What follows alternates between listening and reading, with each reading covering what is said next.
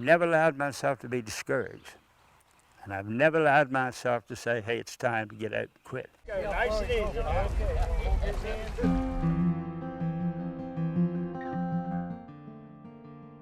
Oh yeah, but we always say that, and I'm very quick to confess, this is not a scientific methodology.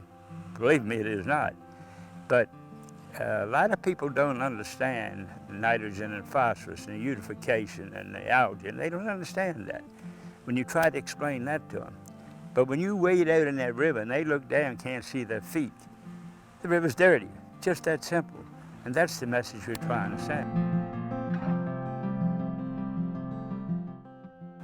It's a good life. The air was so pure then, and the water so pristine, and you just felt like you were wandering around in paradise compared to today.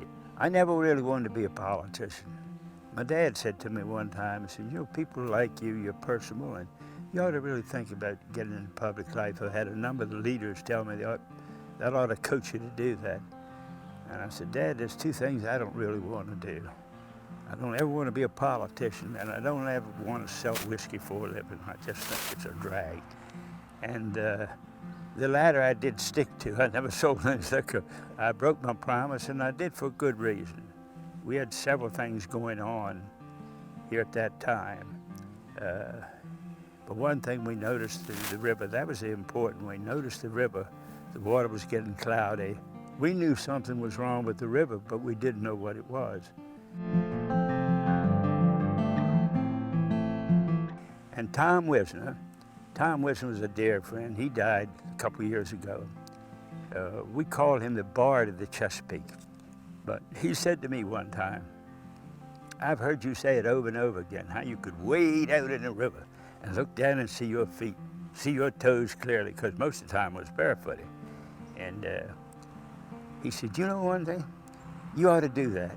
You ought to do that now. Just get a few of us together.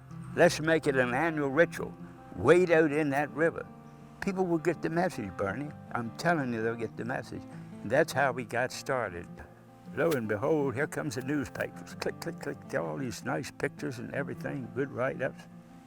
And in those days, the newspaper was that was the thing. You know, computers hadn't showed their face yet. So we began to pick up steam, and we have had, Andy, as many as 450 people at that wade-in. These are the sneakers that I wade in every year and have since 1988. I bought them new for that particular purpose because this is the kind of shoes that we wore back when I was a kid, when we were crabbing and all. To think that you spend 42 years of your life into something that you love, that's in your blood. That old Patuxent water is in my blood, you know, it's there, my family's blood. And then at the end of the line, you suddenly realize we haven't made much progress. That's not true. We have stopped it from dying. We've stopped it from dying. Had the work not been done by the brave souls that helped to do it, we'd have had tributaries that you couldn't wade in. Well, I worry about it because I got grandchildren and great-grandchildren, and you have people. And I think that we'd be cowards if we didn't continue on.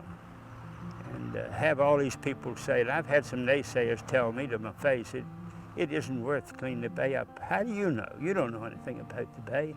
Let me take you back 50, 60 years to where you had a reason to do it.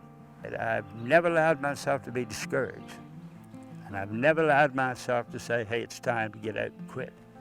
There'll come a time, physically, maybe even mentally, when I'm not able to do this. But until that time arrives, there's not going to be any surrender. I will not relent. I will not give up.